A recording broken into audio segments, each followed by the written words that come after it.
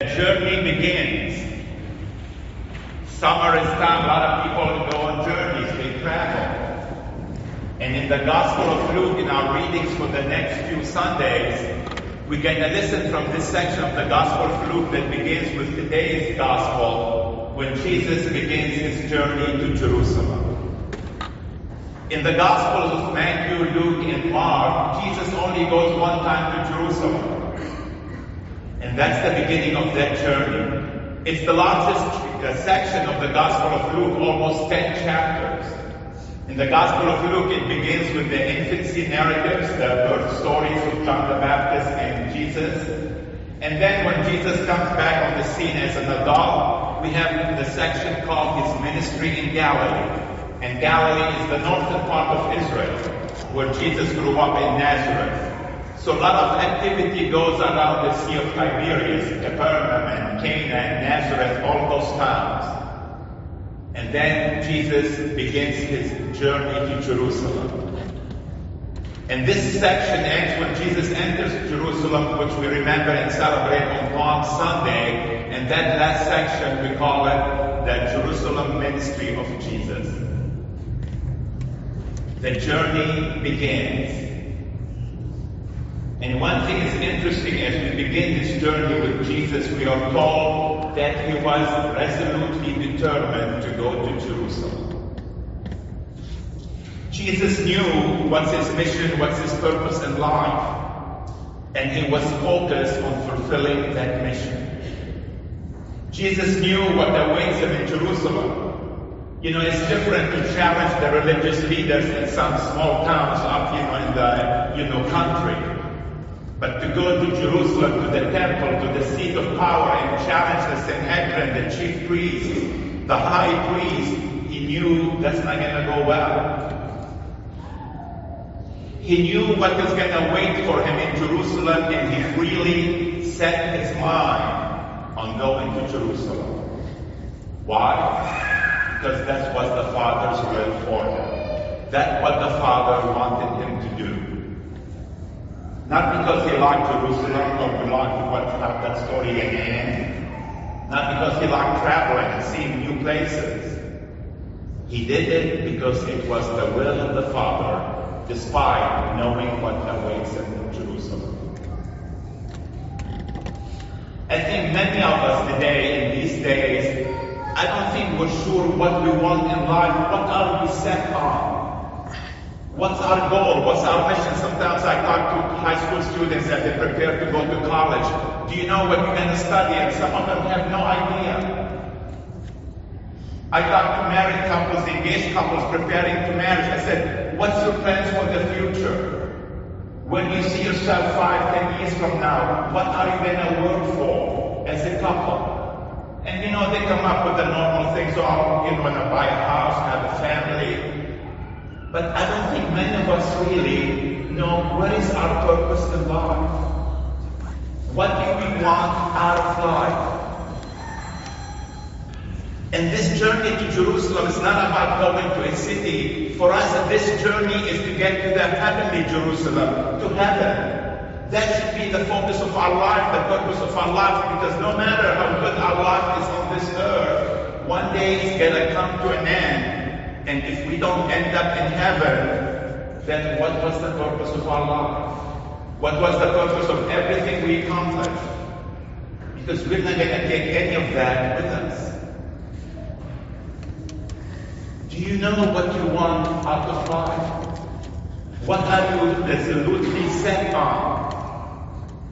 And is it heaven? I think that's the question we need to answer for each one of us. And not just for ourselves, but do we want our loved ones too to have that same journey to heaven? Do we teach our children that's what's the most important things of life? Is at the end to make sure that we end up in heaven with Jesus. Jesus knew what he wanted. And he was set resolutely to go to Jerusalem. The other thing we learn about this trip, this journey that Jesus invites us on, is that we take this journey in peace. with love and compassion, with mercy and forgiveness. That's how we meet the challenges that will come across this journey. You know, in the time of Jesus, traveling was not simple and easy and safe. It was dangerous. So how do we fight that danger? How do we respond?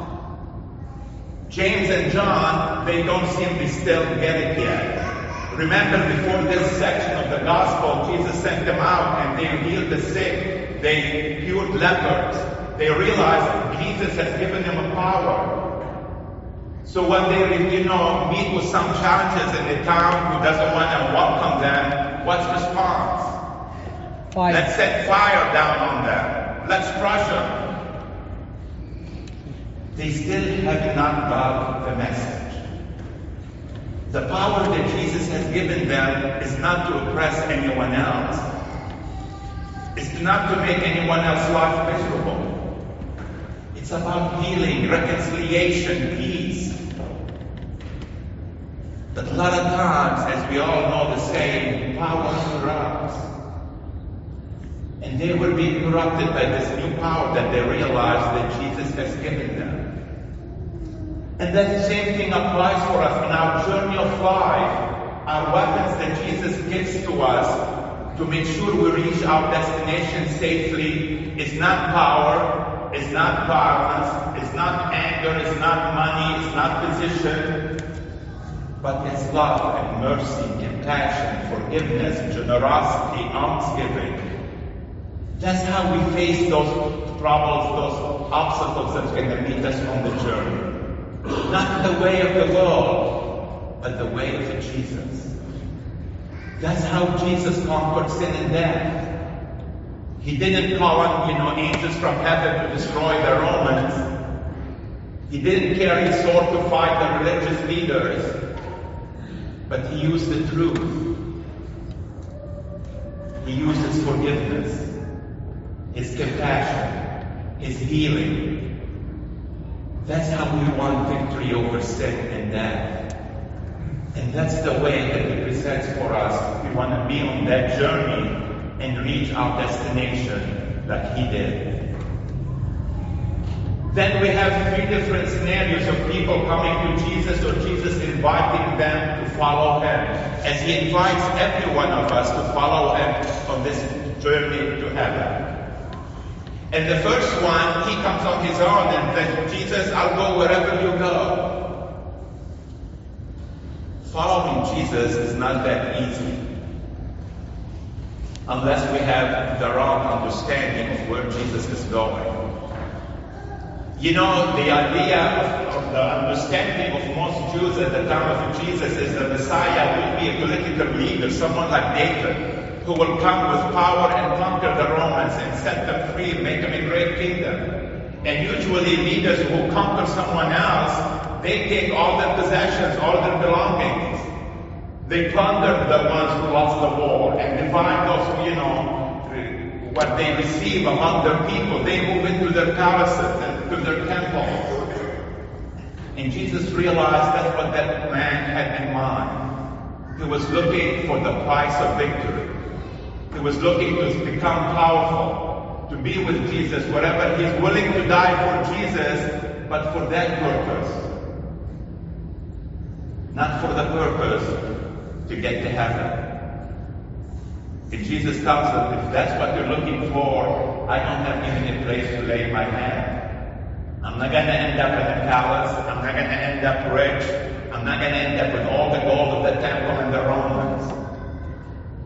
Actually, Jesus did not even have a grave to be buried in. A lot of times we think following Jesus is going to be this great journey. We're going to be prosperous, happy, everything we want we're going to get. That's a misunderstanding that leads us to be disappointed. And we get angry at God. We all have said it once at least, why is this happening to me? Because that journey is difficult. There's obstacles along the way. The evil one is fighting us to make sure we don't reach the end of our journey. You've probably heard that these days people talk about the gospel of prosperity. Was Jesus prosperous? He was not. The gospel of Jesus Christ is not about prosperity, it's about love and forgiveness and compassion, and all of those things have consequences for us, and that's why we are afraid to follow Him. But we forget what brings us at the end, that the victory will be ours, and that victory is eternal life. Following Jesus is not easy. But Jesus makes it clear to us what it's all about. Because He wants us to freely make the decision to follow Him. Not to be misguided or misinformed. Not to be forced. But just like He made the trip freely to Jerusalem, He wants us to follow Him freely to heaven. The second scenario, we have someone who Jesus invites to follow Him. And he says, well, let me go and bury my father. To a religious Jew, it was part of the religious duty to bury the dead, especially their parents. Now, that person's father did not die that day, because at that time people buried the dead right away, so he wouldn't be with Jesus. Basically what he's telling Jesus, well, let me wait till my parents die and bury him, then I'll come and follow you. That translates to procrastination. Oh yeah, I'll follow Jesus, but not today. Let me get my college degree first. Oh, I'll follow Jesus, but not yet. Let me get a good job. Oh yeah, I'll follow Jesus, but not yet. Let me get a family, buy a house. Yes, we want to follow Jesus, but not now. Not today. Maybe tomorrow. And tomorrow we find out another thing that we want to focus on, and we'll put Jesus to the side. Following Jesus, getting to heaven, is not one of many priorities that we have. Jesus is telling us it should be the one and only priority. Nothing else compares to it. Nothing else measures up to it. When we are willing to follow God, follow Christ, everything else falls in place. But when we make God as one priority of many others, that means we're elevating all those other things to the same level as God. We're making them our own gods. And that's why we think we have a choice. There is one and only one true God. And that's the Father of Jesus Christ and our Father. He alone deserves our effort, our time, our energy, and everything we have. He should be our number one priority, that one day we will be reunited with the God who created us, who made us. Even our families sometimes have to be in second place to God. Our work, whatever it is, nothing should be on the same level and same priority as God in doing the will of God. The third scenario that we're faced with, someone who will say, well, I'll follow you, but let me go and say goodbye to my parents. Well, if you notice in the first scripture reading today from the prophet about Elijah and Elisha asked Elijah the same thing, and Elijah says, sure, I'm not forcing you to do anything. But Jesus' answer is different. Jesus says no. Because Jesus is not Elijah. He's not another prophet. He's not one of many. He's the Son of God. And He comes first. There is no time to go and do other things. There is urgency for us to get on this journey, to make the decision that yes, that's our destination. That's what we want to do with our lives. That's the only thing we care about accomplishing. We can't be distracted. It's an urgent journey that Jesus is inviting us on. Are you following Jesus? How are you responding to His invitation to follow me? Are you following Him or asking Him to follow you? A lot of times, that's how we see our faith. We go to Jesus, we go to God and say, God, okay, these are what I want you to do for me today. Who's following whom in that situation? Jesus invites us to follow Him. Are we following Him? Do we know what He wants for us? What's His plan for us? Is He leading the way, or we are leading the way? We can be doing everything we're doing as far as religious practices, but under the totally different understanding who's following whom. We can be spending hours in prayer, but we're praying for Jesus to follow us, rather than us follow Him. That's a major shift in our understanding of our faith. This is one of the top reasons where many people leave the faith, leave the church, leave God, because God did not give them what they wanted.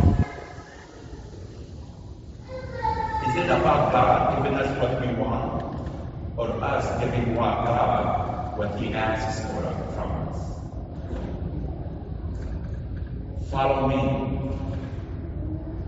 That's the words that Jesus wants us to hear today, and He waits for our answer.